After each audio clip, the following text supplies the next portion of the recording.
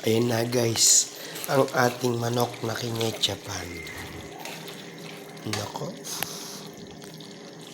hindi tayo makakapag parang nakakatakot naman itong kinetsapan. Pero ang sarap niyan.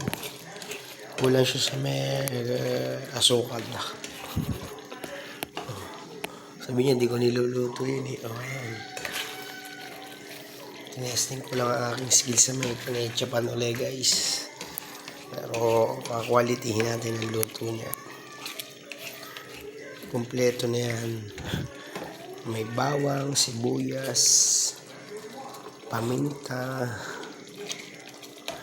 Kompleto na yan sa panlasa ko guys. Yan. Yung kinetsapan ko pinagyayabang na manok. Hindi pa pasok sa panlasa ko.